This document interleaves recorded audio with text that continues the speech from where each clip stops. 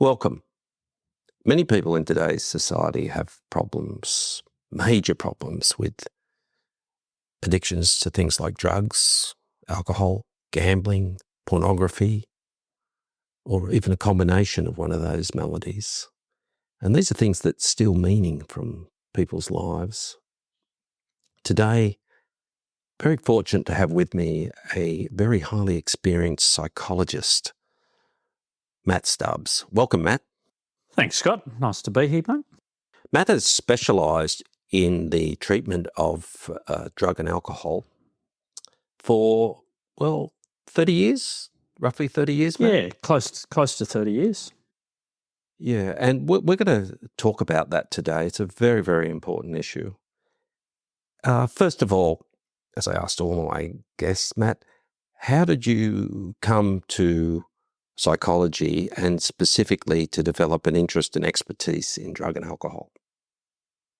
I can say it's nothing I ever planned. I sort of fell into it. I always wanted to be someone who helped people in this world, and I did. I was really lucky to grow up in a loving family, but I saw many around me who were less fortunate, and I thought, I don't know, I felt called to be using the good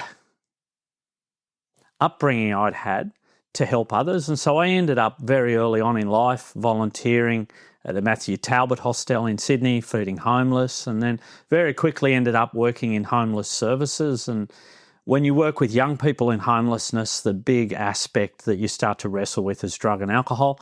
And so before too long, I found myself working in drug and alcohol, largely in residential rehabs, and it sort of just grew from there. Okay.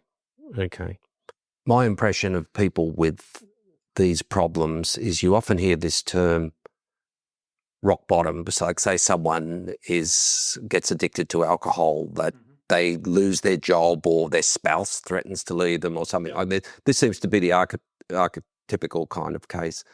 Sure. Would you agree with that concept? I think it can be. I think the term rock bottom can be unhelpful, Scott, because I think my experience is people can always find another rock bottom. I prefer to see them as windows of opportunity through which people might help out, and then we can respond. And I think if we're not there at those times where the window opens up, then there's a lost opportunity to help somebody or for someone to gain the assistance they want at that time. I think when we play the rock bottom card, we start to get people to play a game of, hey, you got to acknowledge this is the worst it's gotten, and lo and behold, you find it can get worse. Going to jail is no longer that bad once you've been there.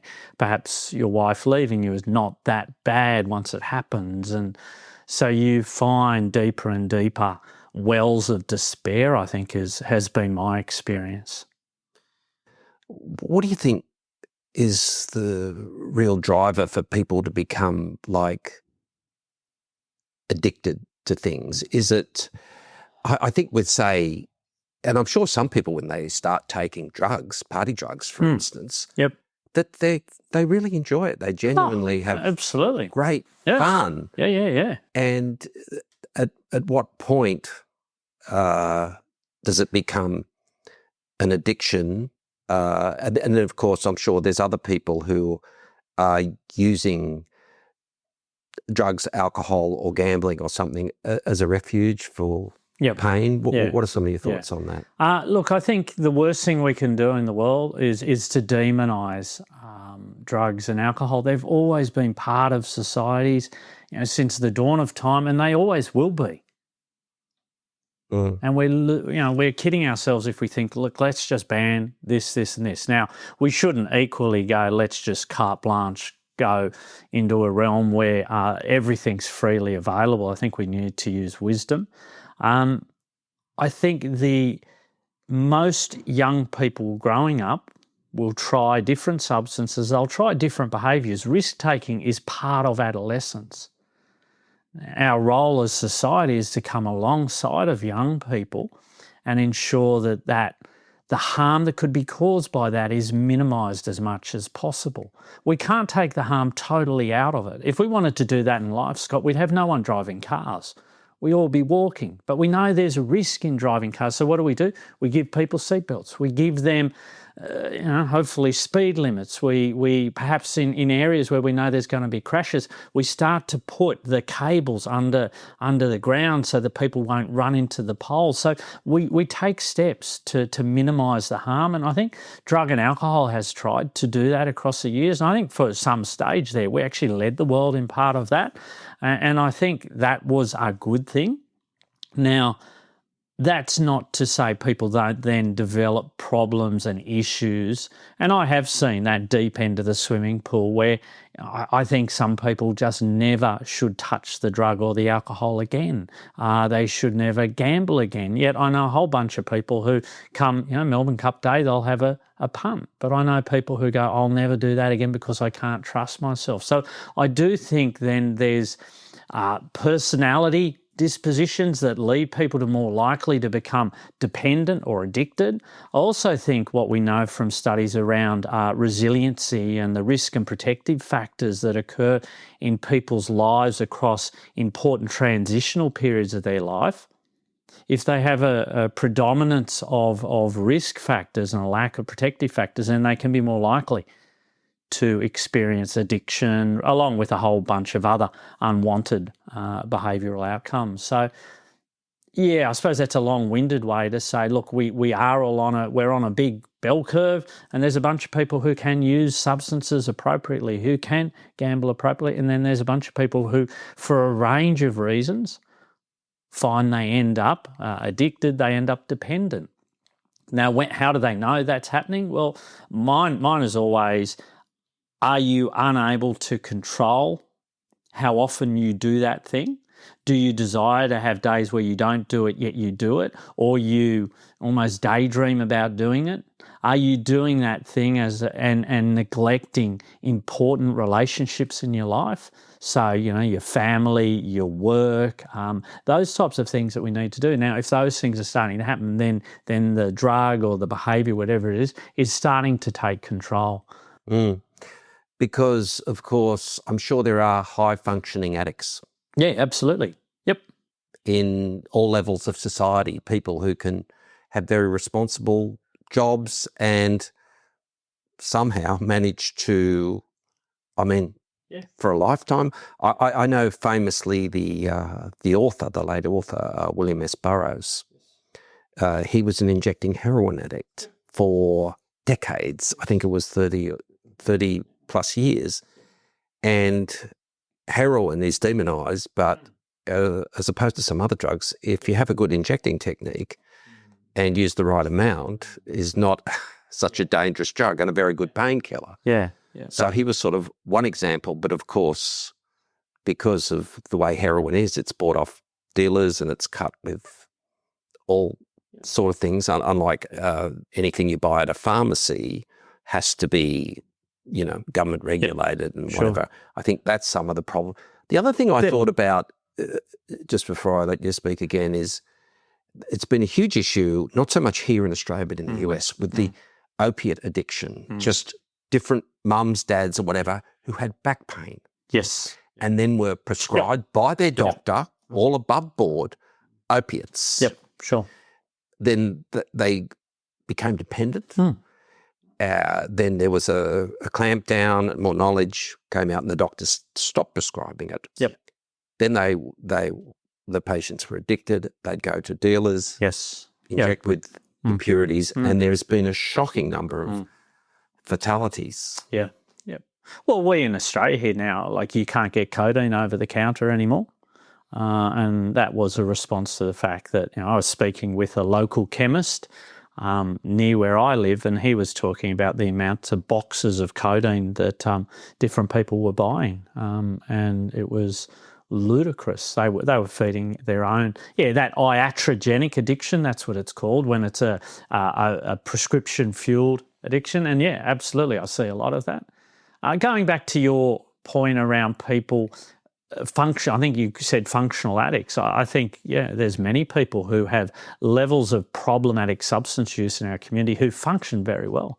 I was one of those people myself, Scott. So for many years, I worked in drug and alcohol whilst at the same time drinking at higher amounts than I ever wanted to, and then also taking painkillers along with that. And it was something that I kept a secret. It was something. Now, would I have been a better worker without it? Possibly.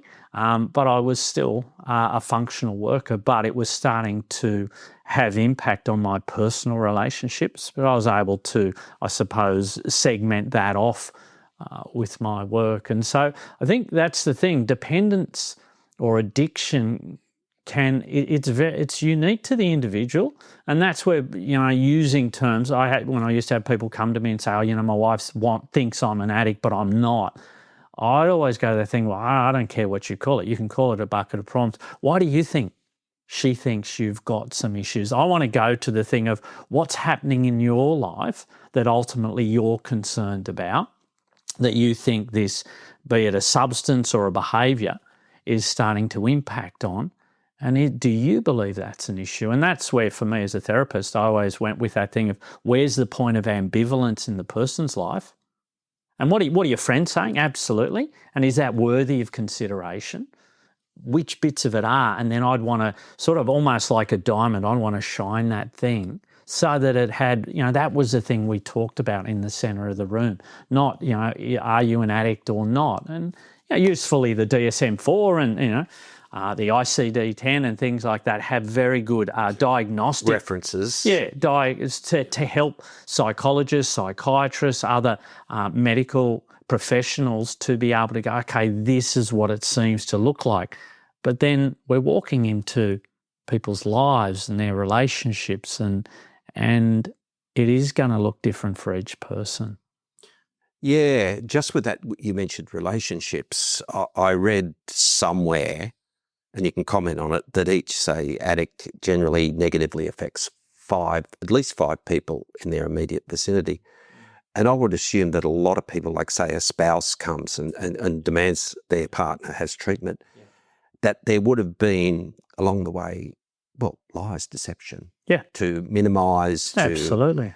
Say, I'm just popping out to see a mate and go and see a dealer and stuff like that. And so then you're really, it's attacking trust, isn't it? Yeah. Which is crucial to any relationship. Yeah. And that was in my early days when I trained and I came out of uni and I thought, okay, this will be great. I largely saw parents of children with dependence or addiction or problematic use, and the kids didn't want to be there. And so I spent a lot of my time trying to help the parents think about what can you do that might be useful? What are you going to do that's probably going to be unuseful? How do you keep the boundaries in your house that you need and that you want, and to be clear on that? And how do you help be someone who's there when your child does want to come to you for help and assistance, knowing that, you cannot force them into treatment. That's something I've seen again and again. Now, there's times where people might encourage us into treatment. That might get you into treatment, but that won't keep you there. What will keep you there is your own desire to do something about it. I think one of the more, if we're going to talk about, I assume the big four: drugs, alcohol, gambling, and pornography. Yep. With internet pornography, that would be one of the newer maladies that people withdraw from genuine relationships to lock themselves away with a computer. And we all know that the internet can do a power of good, but there's a dark side. Yeah, and I really don't think, Scott, we're yet working out what is going to be the true impact of that. I remember it was probably 20 years ago, I went to a conference in a drug and alcohol conference. It was in Singapore or Malaysia, and they had a whole stream on process addictions, so computer and gaming. And for me, being an Aussie bloke 20 odd years ago, was like, oh, is this a thing? Now, they were experiencing that back then. We are certainly experiencing that now with kids who then have a high level of social phobia, and they're able to interact and connect out there in the ether world, but in the real world, they're unable to establish relationships. They're unable to deal with conflict, and so yeah, I think we're only seeing the beginning of the impacts of that now. And when it comes to pornography, there's then that added layer of, is there a level of helpful pornography? And some couples utilize that. Others, for whatever reason, it might be spiritual, like it might be religious reasons where they go, look, we just don't think that's appropriate. But I don't think there's enough research out there to help us to form good decisions around the true impact of pornography. But what I can say from my personal interactions of those who I would say are addicted to pornography, so they're unable to go any period of time without actually looking at pornography. They hide it from their spouse. Some of them have gotten the sack from work for using work time, work resources to look at pornography. It's had a massive impact, and they're unable to, without help and support, give it up. And so yeah, I'm an accountability partner, I think, for probably about 8 guys at the moment, where I see their search histories. I get snapshots of their browser at random times throughout the day, and we have continual conversations around, okay, you've had a slip, what led up to that? What were you thinking? What were you feeling? What had gone on beforehand? What could you have done that was different? What are you going to do next? How are you going to deal with that? Get back on the horse, keep moving forward, because it's a continual beast that they wrestle with. Yeah. And I also think that, say, 11 or 12-year-old or younger could just have access to a phone. Yeah. And then through that very, very distorted lens of what human sexuality is, I mean, that's for young people to think that's how men and women interact. Yeah. And the access to it, Scott, is just, are you 18? Click on this button. It's easier to get than, a packet of cigarettes now. And I'm not advocating smoking either, because there are no safe levels of smoking. But absolutely, the access to it is just too easy. Yeah. Okay, so we've talked a fair bit about, addiction, what it is, the impact. So we move on a bit about treatment. So am I right in saying there's as many treatment modalities as there are addictions, or do you favour one specific pathway, or do you think treatment has to have certain essential elements? Because you did say before that everyone's addiction is different. Yep. So it's not one size fits all, is it? No, it's not one size fits all. And a lot of my experience in the last 2 decades has been in residential treatment. So I suppose I'm dealing with a certain percentage of the population where, it's gotten to such a bad level that I need to go in and have an inpatient stay so that I can have time away from that thing and start to, most it was in drug and alcohol, it was around, they'd already detoxed. And so it was starting to go, okay, how do you rehabilitate what needs to be in your life for you to be able to achieve the goals that you're setting around your substance use. And for most, by the time they'd hit me, abstinence was going to be their goal. And I think for those I was working with, I would say their history showed me that abstinence needed to be their goal. A level of controlled use was not going to be possible.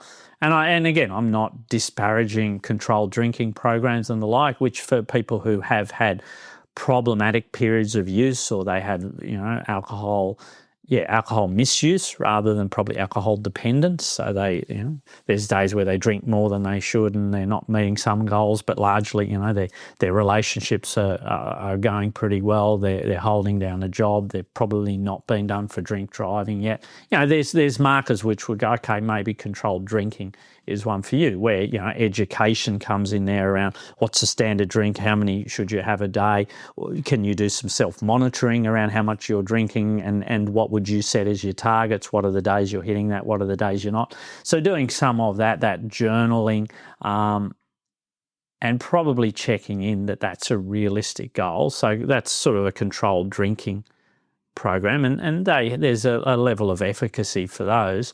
With the people I was working with, Scott, they were far beyond that, and it was abstinence was often their goal.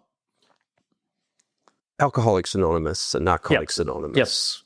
Yep.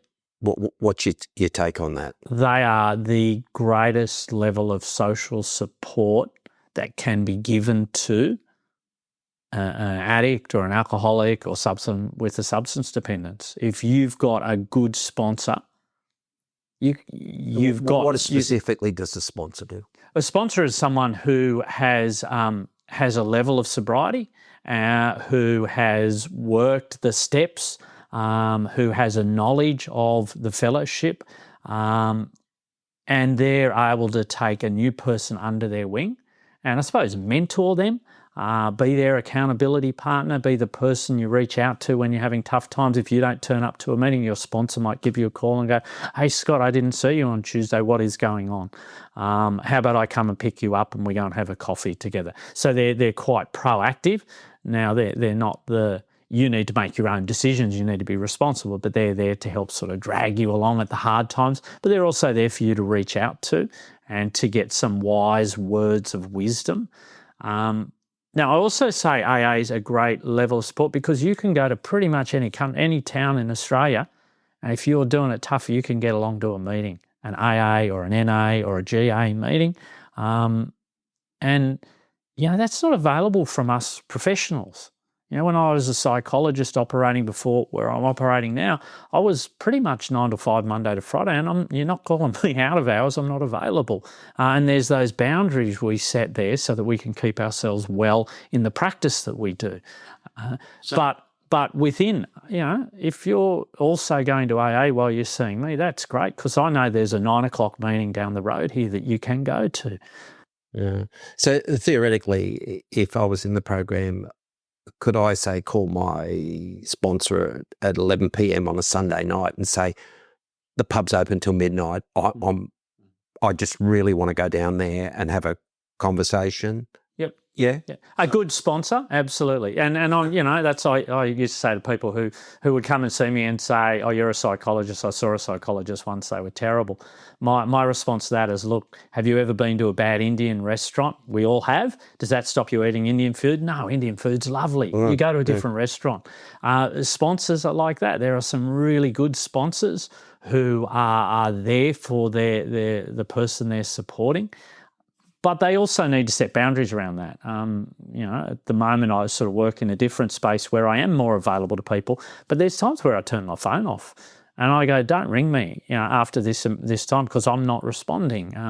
Or if you are ringing me at that time, it better be an urgent one because I will answer and I will help you. But you need to set those boundaries to keep yourself safe, because ultimately part of the journey for anyone who comes to better manage the problematic behaviours they've got is that they've taken responsibility for themselves and they're starting to enact their own recovery. They're not wanting others to do it for them. But there is a time where, if we're feeling if it's a rough time, having someone do alongside of us and almost partly do for us, we really need. It sounds like people in recovery, it's not just someone waving a magic wand or having a good sponsor or therapist. They've got to put the work in, don't they? Yeah. Oh, absolutely, 100%. When I first came out, again, I was out at Mount Druitt Community Health Centre. I was a drug and alcohol counsellor, and I had my first client come in and go, okay, can you fix me? And I was taught, I left my magic wand at home, mate, but I did feel a level of pressure to go, well, what am I going to do to fix this guy? 30 years down the road, I'd say, mate, I'm not here to fix you. I'm here to help you gain insight into what's going on. And perhaps the times where you're already fixing yourself on that, and who else can come alongside of you on that journey to help things be a little better. Because we all, I reckon we all struggle with stuff throughout our lives. And do we have it together on every area? No. There's periods where we go, I'm happy with that, but that dips back a bit. And I think for those with a dependence or an addiction, dipping back can mean you can go back to a fully blown relapse where life gets pretty messy. I'm assuming like a traumatic event or a death or something could trigger a relapse. Yeah, absolutely. Yeah, it's interesting. There was research done quite a long time ago, and I'm not sure whether it's shown through in recent research, but it showed that women often at that time relapse when they have a negative emotion. So like, mum passes away or something happens, whereas men were more likely to relapse when they have a positive emotion. So I got a promotion at work, or footy team won, or whatever it is. They were So it was interesting. There was a bit of a gender split there, but I think you're right. The traumatic events can make us reach back for the substance, because to me, an addiction is where I start to replace the important relationships with my life for my relationship with that thing, be it gambling, be it pornography, be it alcohol, be it drugs. And that is the thing I go to for solace. That is the thing I go to for support. That is the thing I go to celebrate. I had a kid do that with me once. I was doing an assessment up Coffs Harbour Way at a residential rehab, and I asked him, I'd done the assessment around who are the main supports in your life, and he said, I don't have any. And we went down the road later to get a burger, and he said, you asked me about my friends. And I said, yeah. He said, can I show you them? I went, sure. I didn't know where we were going. And he took me into a hardware store and he took me over to the spray paint cans, because he was a kid who used to huff. He'd spray the cans in a bag and horrible stuff, terrible what it does to your neurons in your brain. And he said, these are my best friends. And I'll never forget that. And it just sat with me. And he had a terrible life, that kid. His mum had run away, his dad had hung himself. It was just, and here was this kid going, these are the people who support me. And he taught me more probably about drug and alcohol than I learned at uni. Not quite, but close to. Just those experiences. Yeah, I just thinking at the absolute other end of the spectrum, you have so many celebrities in recent times who will be very public about their struggles. Yep. I'm not going to list a name. Anyone can think of names of celebrities who are in recovery. Yep. I was at a concert once, and the singer was introducing the band, and he pointed to a couple and said, Joe, he's been clean for 7 years, and everyone clapped and stuff like that. The person next to me said, you never should have been doing it in the first place. So what's your take on that for the rich and famous?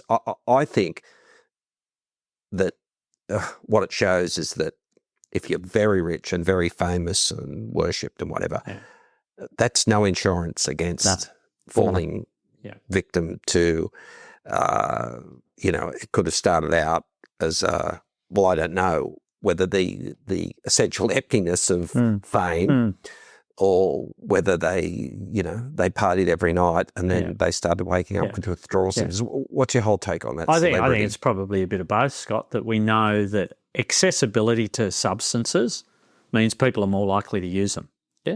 And so that's why our rates of alcohol abuse are so high, because alcohol is legalised.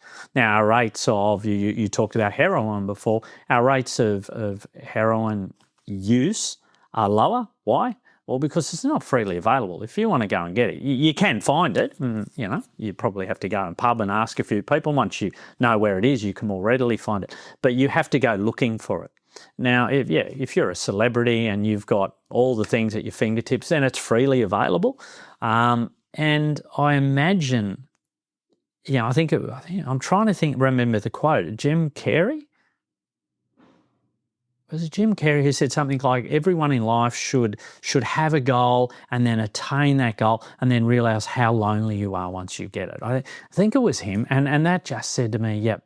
It's like any of us. We when we aim at a goal, we aim at a thing, we get there and we often go, wow, how good's that? And then you go, oh, what now? and there's a bit of emptiness.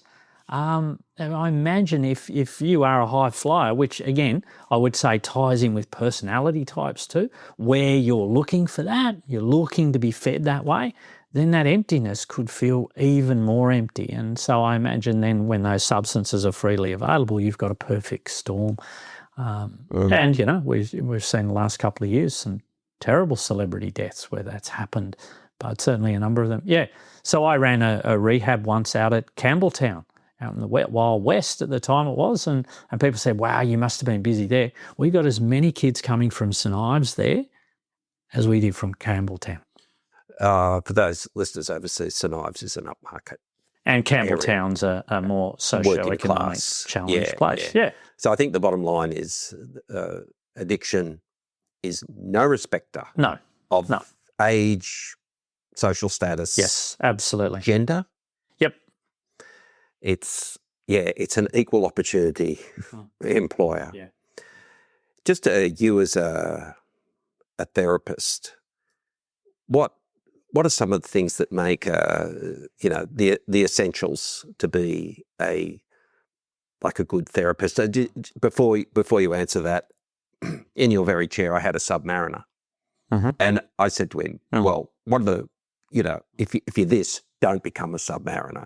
If you're this, you're in the frame. To be someone who can go underwater in a skinny tube for 30 days. You know what I mean? Yeah. Special kind of person. Yeah. So, in your job, what do you think, in your experience, is the real essentials for a good therapist? Yeah. Carl, my early uni studies, we looked at Carl Rogers and Rogerian therapy, and you talked about what are the useful treatments. I've never moved far from Carl Rogers. Carl Rogers was very simple counselling. Unconditional positive regard was what he talked about. It is that the person in What's front... an example of that? It's, and we use, and I hate using the term because people can go, oh yeah, it's being as non-judgmental as possible of the person who sits in front of you, that you have unconditional positive regard for them, that you think, you know what, with what this person's got, with where they're at the moment in their life, they're doing the best they can as they sit here today.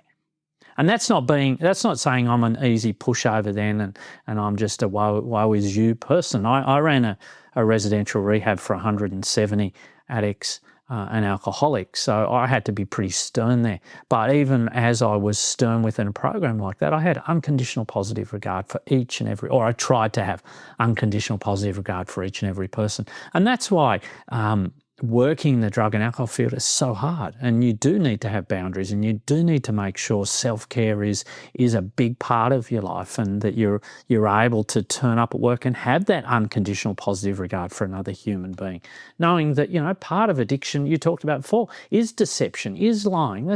That's how I survive as an addict or an alcoholic, and so.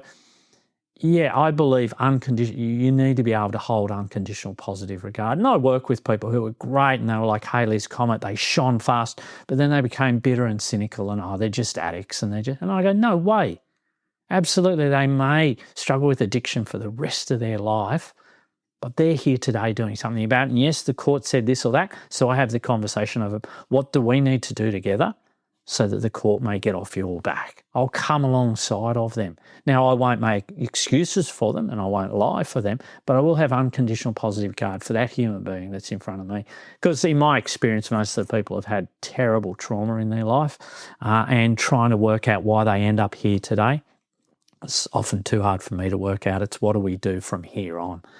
So I do believe unconditional positive regard is something you need to be able to hold and maintain, and at least have good people around you who go, I don't know how you're going with that at the moment, Matt. Maybe you need a holiday. And to have good supervisor, have someone who you can go away and talk about, how you're feeling with certain clients, because we do have transference and counter-transference. Yeah, there's people I work with who remind me of this person or that person. Yes. All of a sudden I start to treat them like that. And lo and behold, they start to treat me back like they do, and it just becomes a messy thing if I'm not aware of it. And so to me that's all, and that sounds, wow, is that all you do, Matt? And it sort of is. Now, there are therapies and techniques, so cognitive behavioural therapy, mindfulness, I think all of those are very, very useful. But it's interesting, the studies show that the modality or the treatment of choice is important to the therapist, not to the client.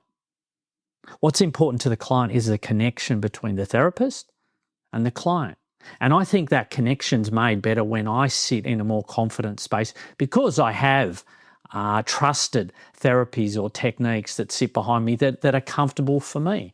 And I think there's a range of techniques that I was perhaps less comfortable with, that others use a lot of, narrative therapy and the like. I was less sort of akin to that. It didn't fit with some of my thinking styles. And so, yeah, I believe that it is that connection with the person. And that builds over time. And you have to be authentic within that. And I think that takes a hell of a lot of maturity. When you said it sort of builds over time, I think back to when I began in my profession. And if I think about it hard enough, I think, oh my goodness, Scott, I was a kid. Yeah.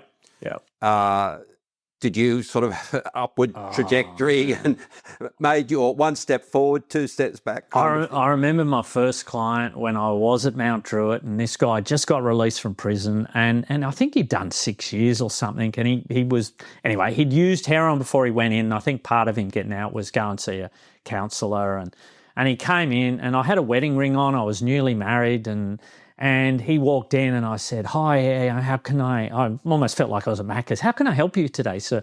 And he looked at me and he was trying to make conversation. He was a bit older than me and he went, oh, you're married, are you, mate? And I had bells in my head going, oh, he's trying to get information. Quick, Matt, be guarded. And I was like, why would that be important for you? And I'm trying to hide my ring that you might think that I'm married. And I remember the bloke going, mate, I'm just trying to make conversation. Now, if someone said that to me today, it'd be totally different. It'd be, yeah, absolutely. What about yourself? Tell me about your family. Now, it's not that, we need to want to connect with the people that we're blessed to walk alongside of, even though they're in a really tough spot. And yeah, I think my clients taught me a lot of that and I hate to think, how much damage I did to people like that. But, anyway, yeah, I did my best at the time, but learnt more. And you said earlier, I mean, you would have heard some hair-raising tales of people's lives and things that I'm sure are very, very hard to listen to. But doing this as a job, am I right in saying that you would, I could say, use the phrase professional distance? What I'm saying, if you were to give a little bit of yourself to everyone, after a while, there's not much of you left. Yeah. And you either implode or burn out. So, and you probably would have seen that too, given that. Yeah, I saw a bit of burnout amongst people. Professional distance, yeah, it's been one I've learnt across time, even as I've wrestled with my own, I even hate to use the word dependence, but I believe I was alcohol dependent as I look at the DSM criterion now. I think every single person on the globe is diagnosable under DSM-5. Yeah. But I suppose with my alcohol, I own that and I embrace that now, and I say that was a period of my life where the alcohol really took over and I was not the person I wanted to be. So even as I think of that, and I might be talking to someone now, I am in a different role now, which means the boundaries are probably more permeable. I worked in small country towns as well. I worked in Dubbo. I worked in places like that where being boundary is really hard. I was a supervisor for staff providing counselling and psychology and treatment. You can't, everyone knows, you're my cousin's mate's friend's brother type thing. And so those boundaries, absolutely you need to have them there. But they need to be more permeable than like a razor wire type thing, because then all of a sudden you're not a breathing, living human being. If I was to ever self-disclose around me, the question I'm asking is this for my benefit or for the client's benefit? Now, if I come down on the side of this seems to be for the client's benefit, I want to be pretty sure before I do that. And if I'm doing that more than once in a session, I'm going, well, I need to ask my supervisor, am I tired? Am I looking for, wanting someone else to counsel me? So there's things that I learned across time that were like, these are markers, Matt, that you're a bit tired, or that this person's triggering on something in your life that's starting to unravel. You need to talk to your supervisor. And there were times where I might discontinued with clients where that happened. But we do need to have boundaries that keep us well, but at the same time, we need to be human beings. Otherwise, we come across, I reckon, as uncaring, ungiving, and people will only walk into truly, I think, life-changing, even therapeutic relationships when they trust. And they trust when they know that you're a living, breathing human being who bleeds as well. Now, you don't want to bleed all over the person, but they want to know that you can resonate, that you can understand. And I think that's different then depending on what is your professional relationship at the time with the people. Yeah. And obviously it must be very, very satisfying to, when you have, I can't think of any other word than a success, when someone has got their life back on track. And basically, I think I'm right in saying once an alcoholic, always an alcoholic. You could be an alcoholic who did not have a single drink for the last 50 years of their life, for instance. Sure. Yeah. Real, complete, enduring recovery. Yeah. Look, and Scott, along the way, you bury too many people, and I've seen too many people I've worked with die across time, and that's hard, and but I'm very blessed now to actually see people and keep in contact with some who've been in long-term recovery. One of the things, if you stay in the field of drug and alcohol, is the people who get well, you probably never see again. That's particularly in residential treatment, you would see a return, people coming back again and again. And that's a good thing at times, because it means that they're continuing to try and wrestle with it. And it takes, I think old research said it takes you 7 serious attempts to quit smoking. To quit drug and alcohol, it's a process, not an event. But you do, to run into different people in different capacities, and for them to come up and go, hey, do you remember me? And that's lovely to see. I don't see it as necessarily something I've done. It's them, how hard they've worked, and how blessed they've probably been to have good relationships around them that have supported them through tough times. It just occurred to me, maybe if someone, say, blanked you in the supermarket, they don't want, there's Matt. He's the living, breathing reminder of that very dark time. Yep.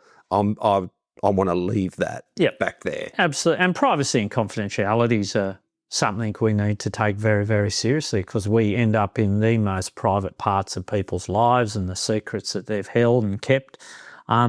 I was somewhere yesterday where I saw someone, I thought, geez, I know that person.